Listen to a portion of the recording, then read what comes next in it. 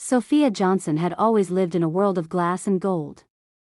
Her parents, Charles and Margaret Johnson, were the kind of people whose names opened doors in Manhattan. Her father owned one of New York's most powerful investment firms, and her mother was a philanthropist who appeared in society columns with pearls around her neck and grace in her smile. Sophia was their only daughter, elegant, educated, and expected to marry well. But no one expected her to fall in love with Ethan Brown, the soft-spoken man who fixed cars at a small garage in Brooklyn. They met by chance. Her car had broken down on a rainy afternoon, and Ethan was the only mechanic who stayed late to help her. He didn't flirt or flatter. He just worked, efficiently and humbly, with calloused hands and kind eyes. There was something grounding about him, something real in a world where everyone smiled with hidden agendas. Weeks turned into months. Coffee breaks became long talks. She found herself drawn to his simplicity, his laughter, and the quiet strength behind his rough exterior. When he finally confessed his feelings, Sophia didn't hesitate. The night she told them about Ethan, her mother dropped her wine glass. "You're joking," Margaret said coldly. "You're telling me you've fallen for a mechanic?" Her father's voice boomed across the marble dining hall. "Do you know what this will do to our reputation? To the family name?" Sophia stood her ground, trembling but resolute. "I'm not marrying a name, Father. I'm marrying a man who loves me for me." Charles slammed his fist on the table.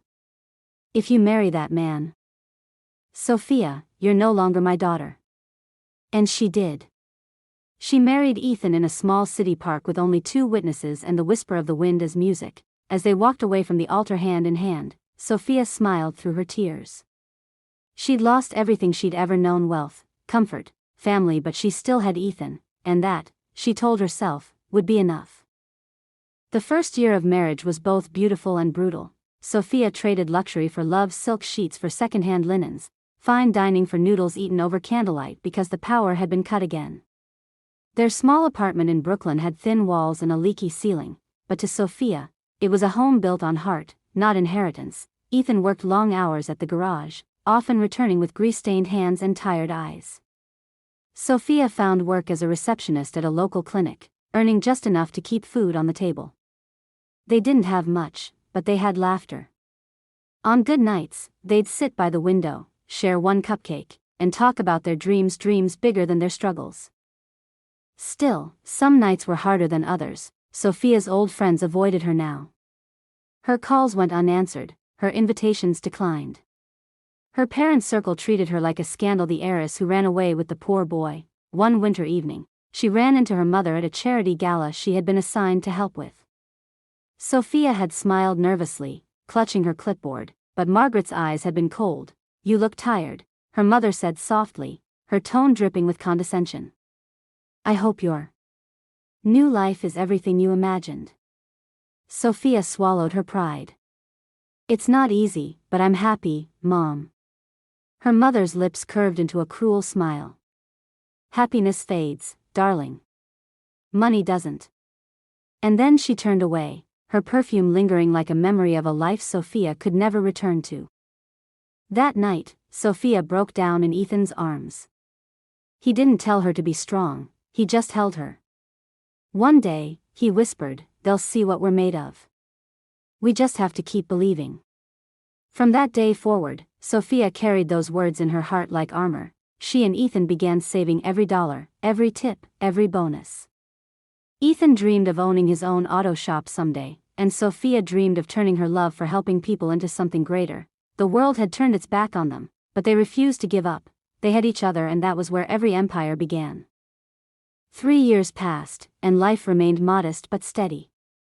Their love had deepened through every hardship, but their dreams refused to stay small. One rainy evening, Ethan came home with an idea shining in his eyes. "Soph, you know how I've been fixing cars at Mr. Larson's garage? He's retiring next month. He offered to sell me the place." Sophia blinked in surprise. "That's amazing. But we don't have that kind of money." Ethan nodded slowly. "I know. But I've been saving. And I asked the bank for a small business loan. If we can come up with half the down payment, they'll fund the rest." Sophia felt her heart swell with pride and fear all at once. Then we'll do it. We'll find a way. They sold her few remaining heirlooms jewelry she'd hidden away from her old life and pooled every dollar they had. The day Ethan signed the papers, Sophia stood beside him, her hand trembling in his. The tiny garage with its faded blue doors now bore a new sign, Brown's Auto Repairs. It wasn't much, but it was theirs. Ethan poured himself into the business, working from sunrise to sundown. Word spread fast not about his prices, but about his honesty. People trusted him, and trust, in New York City, was gold. Meanwhile, Sophia spent her evenings volunteering at the clinic, where her compassion and work ethic caught the attention of Dr. Amelia Brooks. "You've got a real heart for people, Sophia," the doctor told her one afternoon. "Have you ever thought about training to be a nurse?" The thought had never occurred to her, but something inside her ignited. With Ethan's encouragement, she enrolled in night classes. It was exhausting juggling shifts, studies, and helping at the garage, but Sophia had never felt more alive. Each night, they'd fall asleep in each other's arms, whispering dreams bigger than before, and slowly, those dreams began to take shape. Sophia started passing her exams with top scores. Ethan's garage expanded, hiring 2 more mechanics. For the first time, they weren't just surviving, they were building. Yet somewhere in the glittering heart of Manhattan, Sophia's parents still believed she had ruined her life. They had no idea the daughter they disowned was on her way to building something far greater than a name. 5 years after they had said I do, Sophia and Ethan were no longer the struggling couple scraping pennies together. Their lives still carried the rhythm of hard work, but now there was progress, real, tangible progress. Ethan's auto shop had become one of the most trusted in Brooklyn. He'd expanded into a second location, hiring more staff and investing in modern equipment. People didn't just come to him for repairs, they came because they trusted the man who had once fixed cars under the rain. Sophia, on the other hand, had graduated from her nursing program with honors. She'd become known at the clinic for her gentle hands and kind heart, the nurse who remembered every patient's name.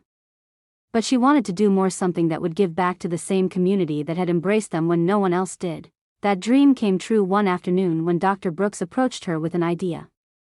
"Sophia, I've been offered funding to start a new health center in the Bronx, affordable healthcare for low-income families. I want you to help me run it." Sophia's jaw dropped. "Me? You've earned it," the doctor said with a smile. "You understand struggle. You lead with empathy. That's exactly what this place needs." Sophia could hardly breathe. She told Ethan that night, tears in her eyes. "Ethan, can you believe it? They want me to help lead it." He hugged her tightly, pride shining in his gaze. "I can believe it. I've always believed it." From that moment on, life accelerated. Sophia became co-director of the community clinic, while Ethan's auto business continued to grow. Together, they started a small foundation to support local youth, offering internships at Ethan's garages and scholarships for healthcare students through Sophia's clinic, and yet, they never flaunted their success. They lived modestly, humbly, grateful for every step, but fate, as it often does, was preparing something bigger. A local news outlet picked up their story from struggle to service, the couple changing Brooklyn. Within days, it went viral. Interviews followed. Social media buzzed with admiration. In uptown Manhattan, an elegant woman nearly dropped her phone as she read the article. Margaret Johnson stared at the photo, her daughter, radiant and confident, standing beside the man she had once called beneath them. Sophia's name was everywhere, and for the first time in years, Margaret realized the world no longer saw her daughter as a disgrace, they saw her as inspiration. The phone call came one late afternoon while Sophia was reviewing patient files in her office at the clinic. She almost didn't answer, the number was unfamiliar, and she assumed it was another business inquiry. But something in her heart told her to pick up. "Hello?" There was a pause. Then a voice she hadn't heard in nearly 7 years, trembling, hesitant, but unmistakable. "Sophia. It's your mother." Sophia froze. For a heartbeat, she couldn't find words. "Mom?" she whispered. Margaret sighed shakily. "Yes, darling. I don't know if you've seen, but your story has been everywhere. Your father and I, we read about you and Ethan. You've done incredible things." Sophia's heart pounded in her chest. A mixture of old hurt and unexpected tenderness rose within her. "Thank you," she said quietly. "We've worked hard." "I know." There was a pause. "Listen, your father's company is hosting its annual gala next weekend, the same event you used to attend. He wants you and Ethan to come." Sophia blinked in disbelief. "You want us to come back? After everything?" Her mother hesitated. "I know we made mistakes. We were proud, foolish. But we'd like to see you. To talk. Please, sweetheart." For a long moment, Sophia said nothing. She could still hear her father's voice from years ago, "If you marry that man, you're no longer my daughter." But Ethan's words echoed louder, "One day. They'll see what we're made of." She took a deep breath. "All right, Mom. We'll come." When Ethan came to pick her up that evening, she told him about the call. He raised an eyebrow but smiled gently. "You sure you want to do this?" "I think it's time," she said softly. "Not for revenge but for peace."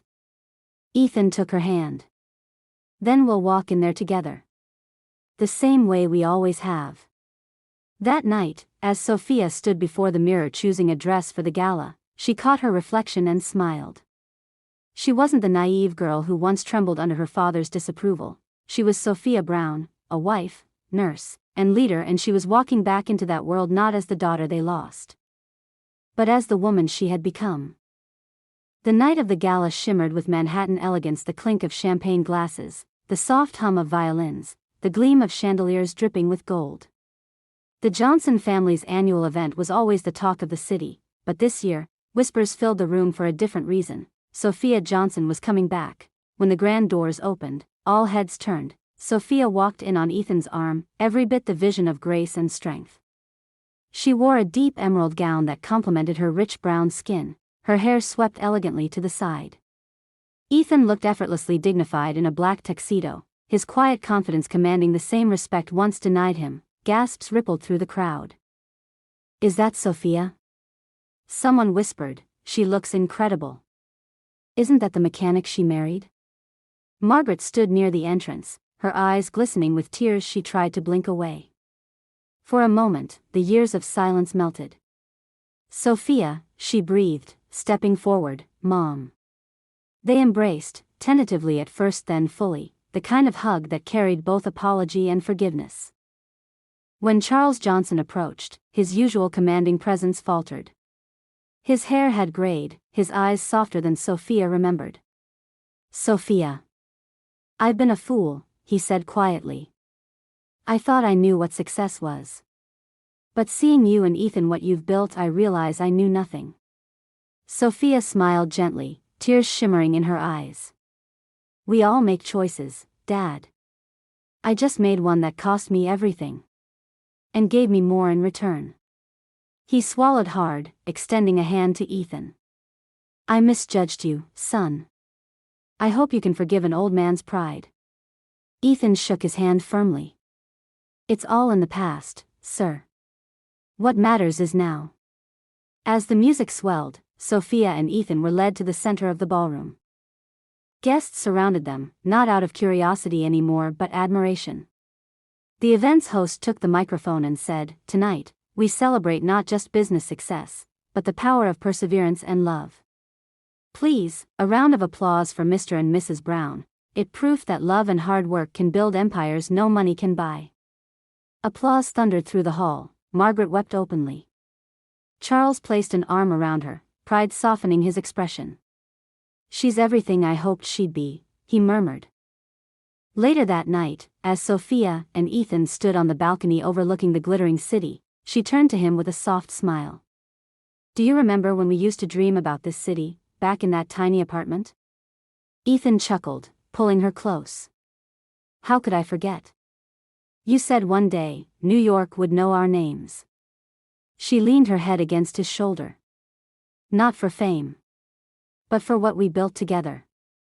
Below them, the skyline sparkled endless, alive, and theirs, from being disowned to becoming the symbol of hope, Sophia had lived a story money could never write, and as the night breeze whispered against her skin, she realized that pure, unyielding love had indeed proved them all wrong. If you found this story interesting, don't forget to subscribe, like, and also hit the notification bell for more stories. Thank you.